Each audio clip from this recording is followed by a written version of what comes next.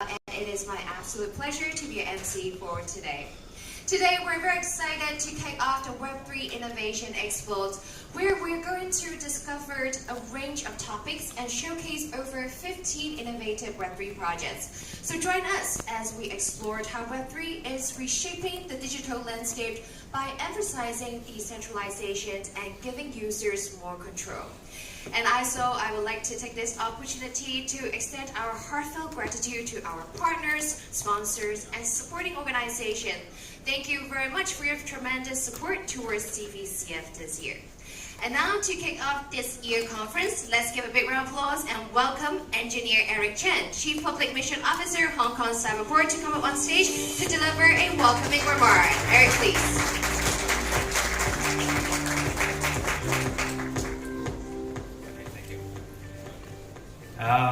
Welcome to the debut of the Web3 Live. We theme it as demonstrating the real-world solutions for this afternoon sessions of the CVCF 2024. This event actually offers a unique opportunity to explore the transformative power of Web3, which has the potential to redefine our digital landscape. Well, we have actually dedicated day 2 of CVCF to 2 of our key clusters. A series of investors matching sessions and a startup workshop in the morning. Now culminating in the inaugural Web3 Innovation Expo. And it's inspiring to see a diverse assembly of Web3 community members from Cyberport, alongside with blockchain experts, investors, entrepreneurs, academics, corporate representatives, and government officials. Together, we strive for tech-powered solutions that will lead us into an ever-evolving future. And special thanks to our Undersecretary Joseph to grace our event, and also our Board of Director, Mr. Jack Kwong. Today's session highlights our ongoing commitment to innovation. And just last week, the Chief Executive Policy Address announced initiatives to elevate Hong Kong's position as an international center for innovation and technology. This gathering will aim to showcase the funding potential of the latest technological applications, further enhancing Hong Kong's global standing. And as we explore the possibilities of Web3 technologies, we will highlight their real-world applications across various sectors, presenting practical examples in areas such as payments, financial innovation, supply chain finance, and sustainability. And we will share valuable experiences from successful blockchain initiatives. Well, Web3 represents a transformative shift in how we interact online and enabling direct collaborations between users without traditional intermediaries. And it allows the true ownership of digital assets, empowering individuals with options for self-custody and reducing reliance on third parties. And at its core, Web3 powered by blockchain technology, paving the way for innovation across various industries, including digital identity payment solutions, decentralized AI computing, supply chain management, and sustainability initiatives. And this paradigm shift is crucial for fostering transparency, security, and efficiency in the real-world applications. Furthermore, Web3 has vast potential and has captured the attention of many investors, as we have heard over these 2 days. And Hong Kong SAR government is committed to expediting the development of the Web3 ecosystem with the aim of transforming Hong Kong into a Web3 hub. Cyberport is set to house the largest Web3 community. With the establishment of the Web3 Investor Circle under our Cyberport Investor Network this year, we believe that our community can facilitate more investment matching, explore business opportunities, while promoting decentralized and blockchain-based applications to enhance the influence of Hong Kong startups. We are honored to partner with industry-leading experts who will share the insights today, and I would like to extend my gratitude to all the speakers for sharing their contributions on and harnessing the potential of Web3, discussing the development of the Web3 hub at Cyberport, and engaging in critical panel discussions on defining Web3 and the role of stablecoins in financial innovations.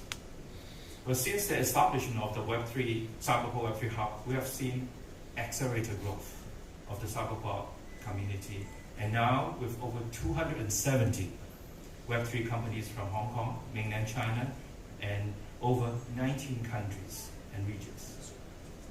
Cyberport will continue to support the Hong Kong SAR government's initiative to promote Web3-related technology applications in many of our applications in payment, blockchain, securities, and digital entertainment, and even smart living and art tech.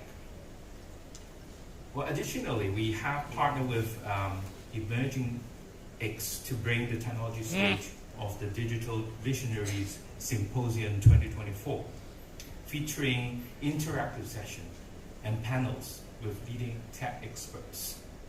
These discussions will delve into enterprise integrations and transformative use cases involving AI, blockchain, and other disruptive technologies, helping you discover how to leverage this advancement for your organizations. Well, today's dialogue hopefully just marks the opening, just the beginning of an ongoing conversation, and I hope that we seize this opportunity to embark on a transformative journey together, harnessing the potential of Web3 technology for Hong Kong and the region. Thank you so much. Thank you very much, Eric, for your welcoming remarks to kickstart our conference today. So now, ladies and gentlemen, it is my absolute pleasure to welcome our guest of honor, Mr. Joseph Chen, JP, Undersecretary for Financial Services and the Treasury, the Government of the Hong Kong SAR. Let's give him a big round of applause and welcome him on stage.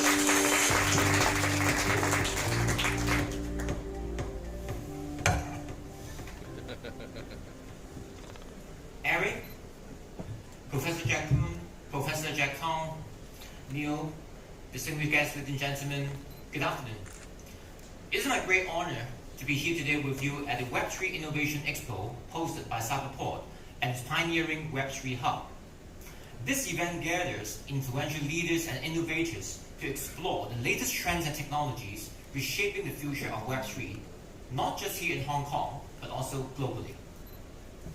Hong Kong enjoys a distinctive blend of advantages under one country, two system principle. On one hand, our core strengths include free flow of capital and information, a robust common law system, and a simple and low tax regime. On the other hand, Hong Kong enjoys preferential access to mainland China, the second largest economy of the world. So these dual advantages have positioned Hong Kong as the super connector between China and international markets, between the East and the West.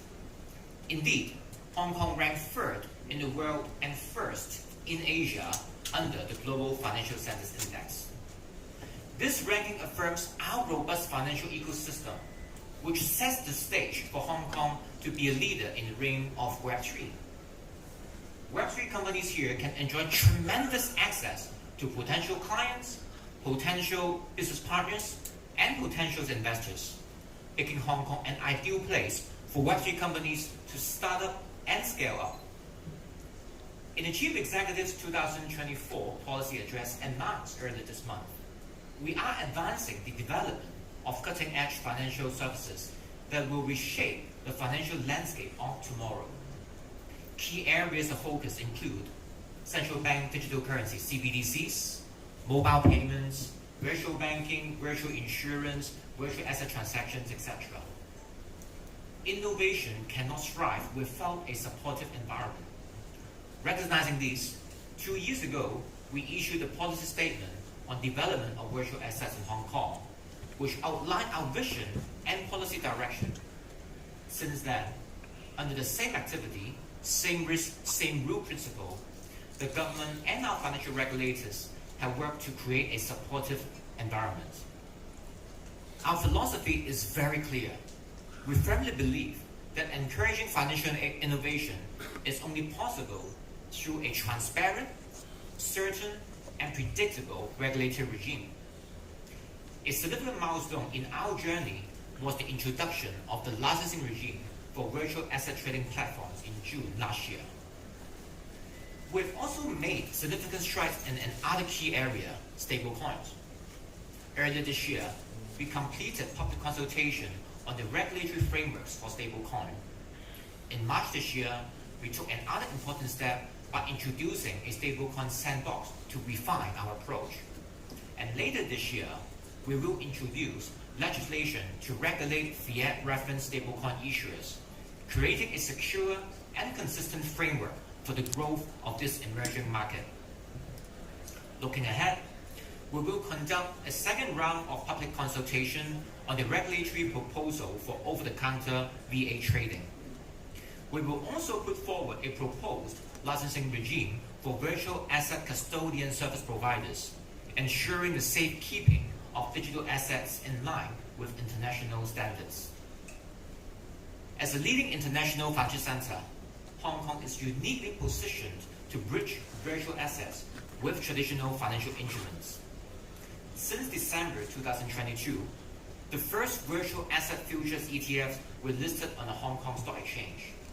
Then last year, the Hong Kong SR government became the first government in the world to issue tokenized green bonds, setting a global precedent. Then in April this year, we welcomed the listing of Asia's first spot virtual asset ETFs in Hong Kong, further diversifying the range of products available in our markets, which was the very first time a virtual asset spot ETF product has been launched in the Asian market, reaffirming our leadership in the development of virtual assets across this region. Today's gathering of innovators highlights Hong Kong's role as a hub for fintech talents and global collaboration. The upcoming 9th Hong Kong FinTech Week, themed Illuminating New Pathways in FinTech, will run from 28th October to the 1st of November. We look forward to welcoming global leaders, policymakers, and investors to discuss the latest trends in FinTech and cutting-edge technologies like AI, tokenization, and Web3. I invite all of you to join this exciting and impactful event. Ladies and gentlemen, the initiatives and regulatory progress I've discussed just now are laying the foundation for the next wave of opportunities for Web3. My sincere thanks to Cyberport, Johnny, Eric for hosting this event, and I wish you all a productive exchange of ideas as we seize the immense opportunities ahead in our Web3 journey. Thank you. Thank you very much, Joseph. Please remain on stage and please kindly proceed to the center of the stage, as we're now going to invite the following guests to come up on stage for a group photos. So first, I would like to invite Mr. Jack Kong. Let's welcome Mr. Jack Kong to come up on stage. And moving on, we have Professor Jack Poon. Let's welcome Professor Jack Poon. And next we have Mr. Neil Tang. Let's welcome Mr. Neil Tang. And moving on, we have Engineer Eric Chan. Let's welcome Eric on stage. And next we have Miss Georgina Chu. Let's welcome Georgina. And finally, let's welcome Mr. Johnny Chan. Let's welcome Johnny to come up on stage.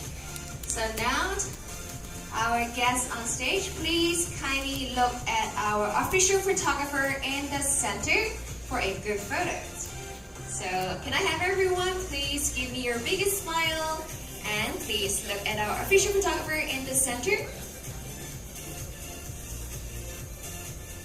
Okay, so let's make sure our official photographer has captured this beautiful moment. And now, can I have our guests on stage? Let's bring out your right hand and let's make a C representing Cyberport. Alright, so please kindly look at our official photographer one more time for one more photo. And then moving on, we are going to invite, we are going to invite the speakers to come up on stage. Can I please invite the speakers for today's conference? Please come on stage. Alright, we all give a big round of applause. We're going to spend a few hours today and giving us their insight on Web3 giving us a lot of keynotes, giving us more idea what Web3 can do to our daily lives. Alright, so let's make sure that our speakers are already on stage and they're divided into different roles. So also, we actually have a lot of speakers today. So we have panelists, moderators, and also a lot of keynote speakers joining us here today. So let's make sure that all of our speakers are already on stage.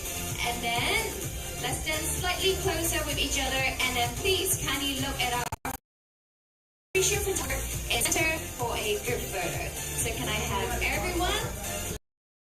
Let's give me your happiest and biggest smile. And then, of course, let's not forget our right hand with the C representing Cyberport.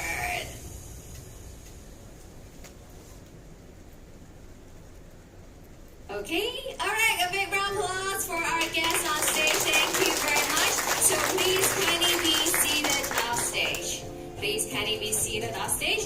Thank you very much, our guests of honors, also our honorable guests, our moderators, speakers, and panelists for joining us here today and gracing our events with your presence.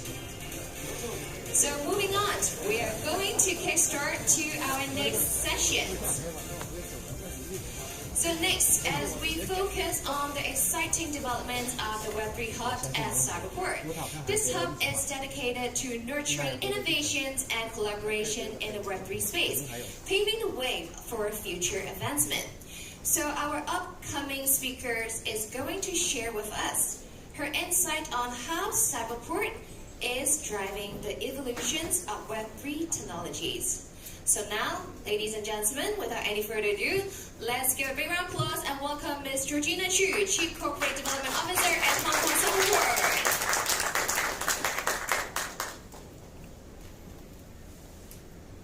Hi everyone. First of all, happy Friday. TGIF. Ladies and gentlemen, I'm excited to share with you today the remarkable strides that Cyberport has made in the Web3 space, as well as the intersection of artificial intelligence and Web3 technologies. Cyberport has made significant progress and advancement in the Web3 development space, establishing ourselves as a key player in fostering innovation and collaboration with this emerging ecosystem. As Eric said earlier, we have attracted a total of 272 Web3 companies with approximately 180 of them joining since the establishment of Web3 Hub at Cyberport last year. This impressive growth includes a diverse mix of companies with 85% from Hong Kong and the remaining 15 from mainland China and other countries, including North America and Europe. One of the cornerstone initiatives of Cyberport, everyone would know about it, is Cyberport Incubation Program. This is like training the gold medal winner of the Hong Kong Sports Academy, but in IMT. We welcome 77 Web3 companies in 2023 alone. And this program is designed to provide essential support to startups, enhancing the investment and funding opportunities through various activities, such as demo days, investor luncheon. Just in June this year, we organized an investor luncheon which attracted over 70 investors who are interested in Web3 investment, showcasing our role in connecting the startups with potential funding sources. In addition to the incubation program, we also launched several initiatives aimed at Web3 technology adoption. The Web3 Proof of Concept Scheme, for example, was introduced to encourage industry adoption and development of Web3 technology, offering selected projects a maximum subsidy grant of 150,000 Hong Kong dollars. And furthermore, Cyberport University Partnership Program, CUPP, 2024, we brought over 40 students from 11 universities to attend Web3 Entrepreneurship Bootcamp at Draper University in Silicon Valley, USA. The 10 winning team Each of them has received 100,000 Hong Kong dollar in seed funding from Cyberport Creative Microfund to realize their entrepreneurial project.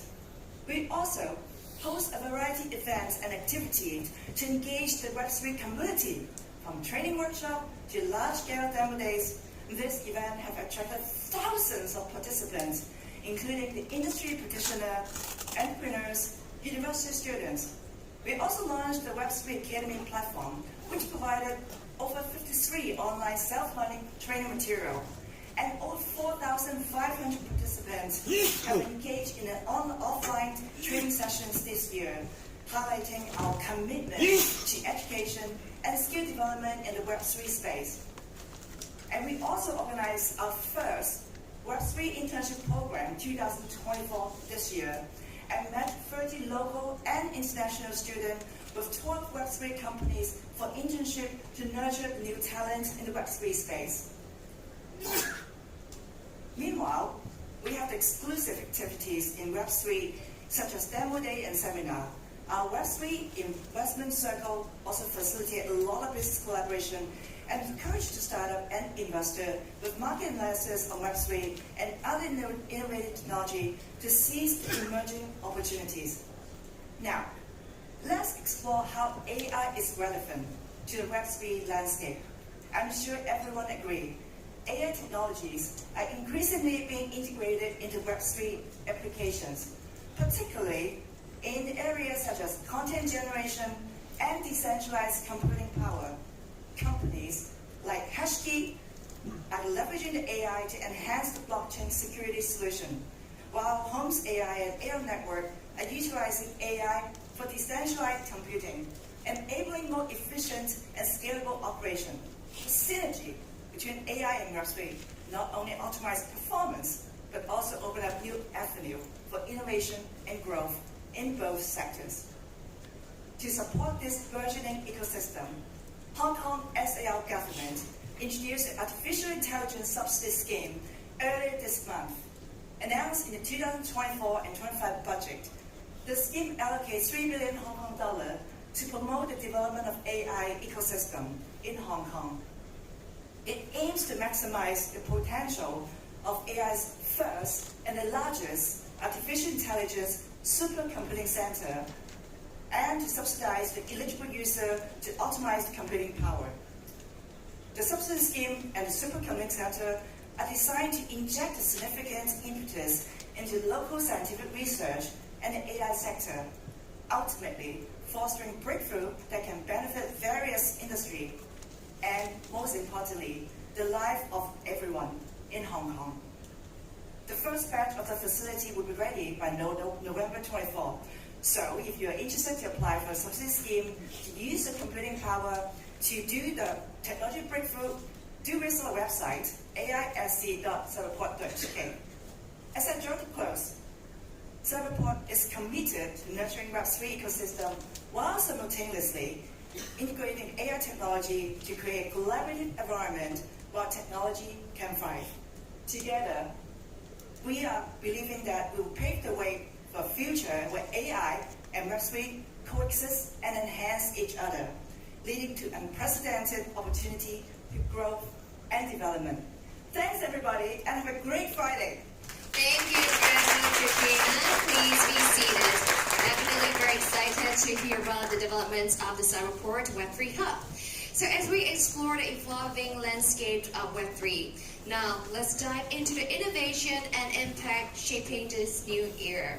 So in our first panel discussions, our speakers are going to provide insight into the transformative technologies and their real-world application.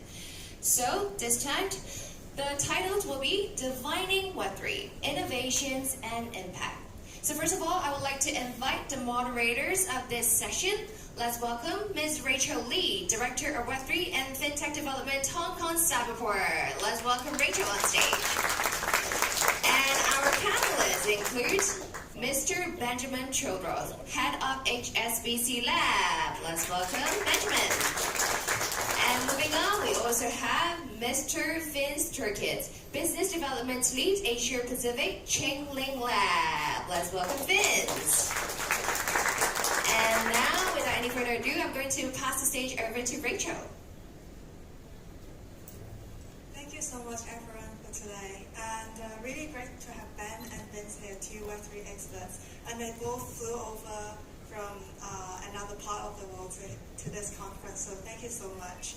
And we often talk about Web3, but there are various interpretations of it. And keywords such as transparency, traceability, immutability, etc. are often associated with Web3. But exactly why it is useful to real life is not really widely discussed. So in this panel, we'll discuss about the key characteristics of Web3 and how it enables new way of collaboration within our society. So we shall kickstart with maybe Ben, could you tell us a little bit about yourself first? Sure. Real pleasure to be here at Cyberport.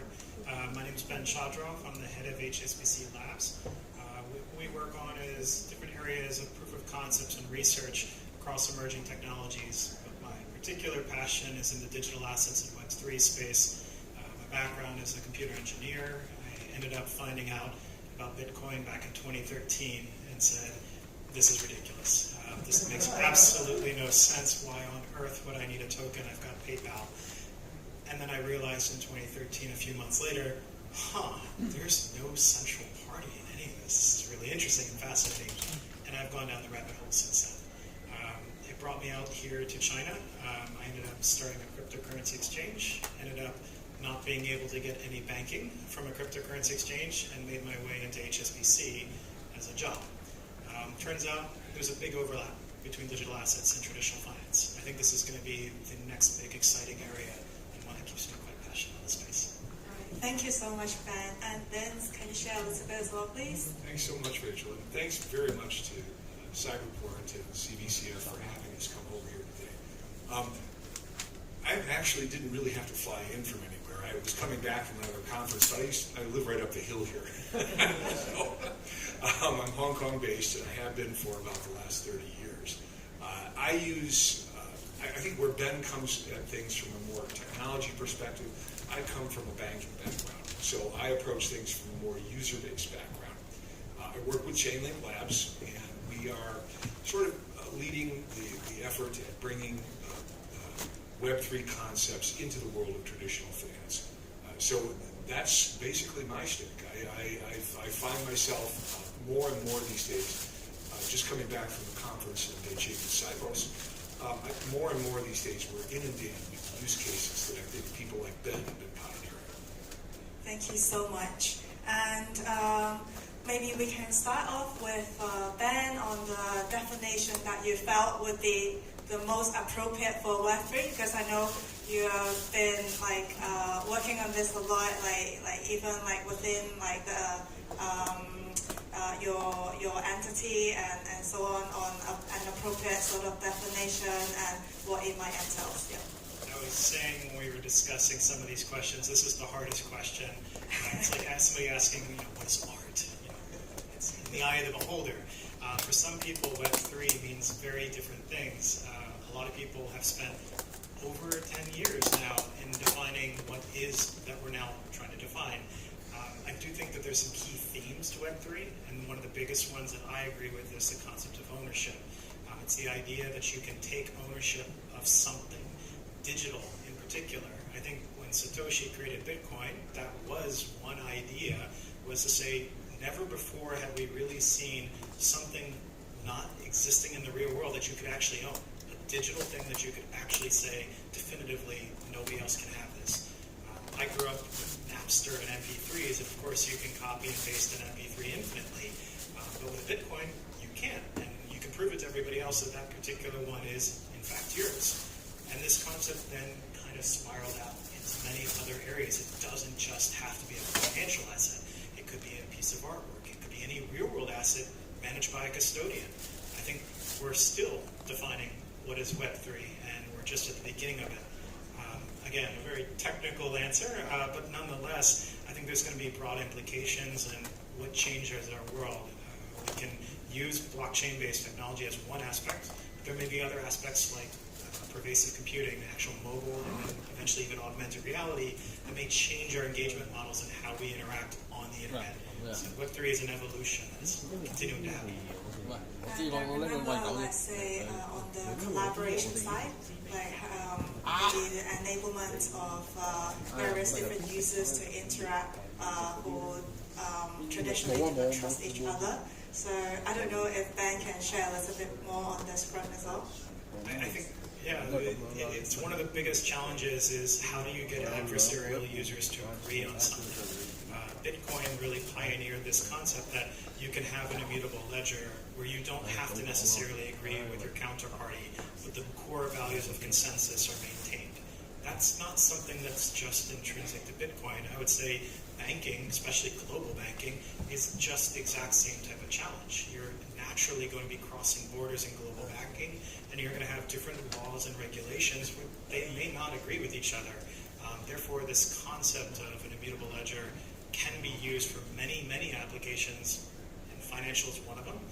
But I think you can also say being able to showcase in a community that can span borders what your ideas and thoughts are another areas. Thank you so much. And we'd like to ask, like, with Vince, with these characteristics, how do you see Web3 can help to transform or upgrade offerings of various industries? And in your view, any high-impact use cases that you might be able to share? Thanks. Sure. I mean, but before we get to the use cases, I think, and Ben would agree with this, but with each of the positive aspects of the Web3 world, we've run into a challenge that counterweights that. The concept of identity and provability of ownership. That's a two-sided coin, and there may be times when people want to withhold identity. We also have the composability factor in smart contracts and the challenge of building smart contracts in such a way that they're not penetrable by offending counterparties. So each of these elements has a positive face and a face where there are issues to deal with. Now, I think you guys have a couple of slides, and one of the things that Ben and I were talking about prior to sitting down was this, the idea of how user-friendly is Web3. And I can see myself trying to teach my parents enough solidity to write a smart contract to actually do the things that we can do now in the Web3 environment, and that's just not going to happen. So, what we've tried to do is approach the world from existing infrastructure. Swift is a great example. There are over 12,000 members of the Swift network, and many, many more who access it indirectly. So why not use this well-established messaging system as a way to effect transactions on the blockchain? You can instruct Swift to send money anywhere through fiat rails. Why can't you use that same messaging infrastructure to be able to push a blockchain transaction, either on a single chain, whether it's public, private, permissioned, or open, or you can push it across multiple chains just by using, in this case, I'm not going to show you a demo. I was tempted to do that, but everybody uses their own Swift interface anyway. So we do have drop-down menus where you can actually select a counterparty, select the asset you want to transfer, push a button, and it goes. And that lowers the barrier, that user experience that we were talking about. It lowers the barrier for people to access the blockchain, institutions, in a safe, secure, and, as Ben mentioned, in the regulatory world, a compliant infrastructure. So I'm not going to go, sorry, Rachel, you're going to ask a question. No, I just wanted to say your PPT is already up, so yeah.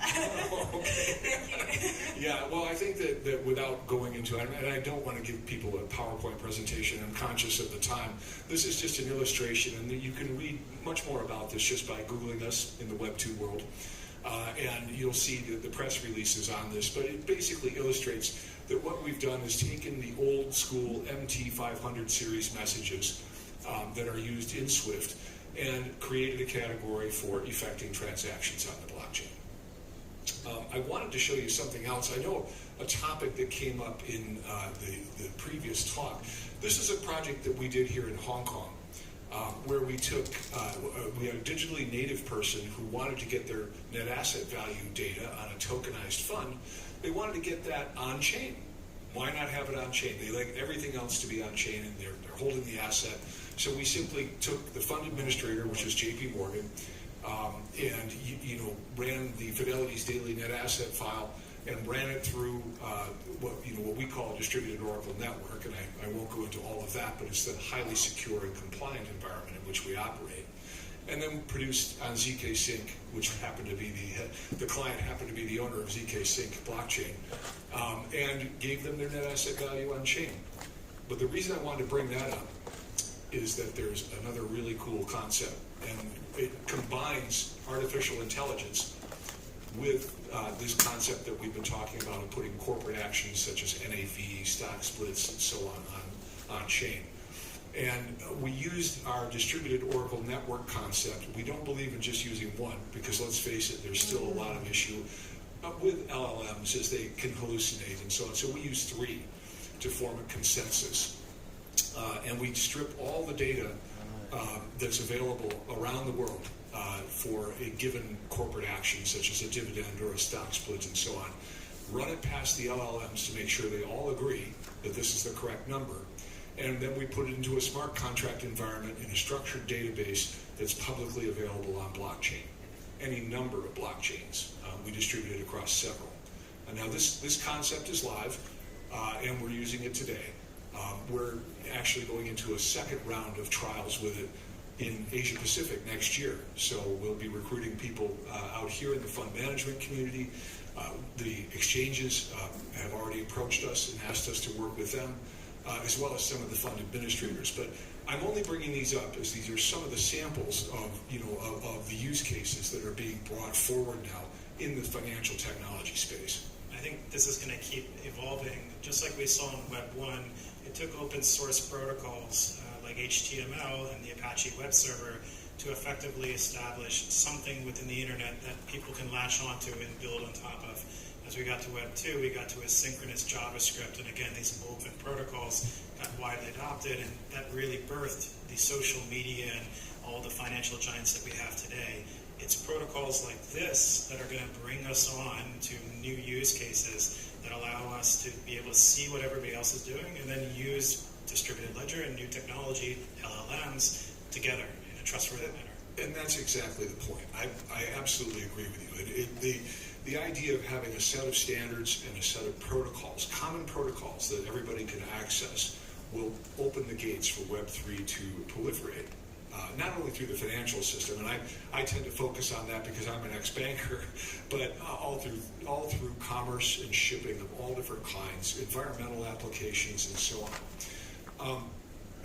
We were again speaking before this discussion, and before TCP/IP, websites could not communicate with each other. At least there was no.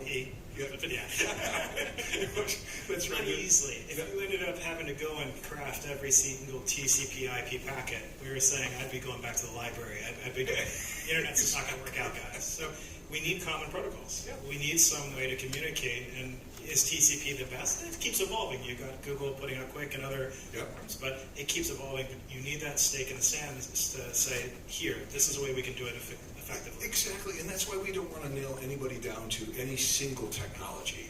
I think a single closed blockchain technology to connect the entire world was at one time a really cool idea.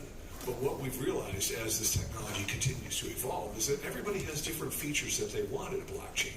People prefer to build their own. Some want private blockchains, some want public permissioned, and some want publicly accessible blockchains. And there are different applications that work well for it. I always say in client meetings that the war for the best blockchain is over and everybody won. Because there are just numerous. Multi-ledger world. Yeah. There'll never be a single one. And I'm encouraged here in Hong Kong too that the regulators understand this. And you look at the projects that they're doing. For instance, I think Joseph mentioned the stablecoin sandbox at the beginning. There's just no way that a stablecoin will work if the whole world is on a single private blockchain. It won't. So it needs to be accessible across borders, across technologies, across use cases, and that demands multiple chains. Thank you so much. This is a really comprehensive sharing on the definition and like the potential use cases and the potential sort of things that we might see in the future, like with the evolution of Web3 technology. So yeah, thank you so much, Vince and Ben, for taking the time here And please give them a round of applause. All right, thank you very much, our speakers. So please kindly stand up for a group photos. All right, so please look at our official photographer in the center for group photos. So thank you very much for giving us a lot of insight on Web3 innovations and impact. Thank you very much. So please kindly be seated off stage. Thank you. All right, a big round of applause for our moderator and panelists. Thank you so much. So now let's move on to our next panel discussions where our speakers are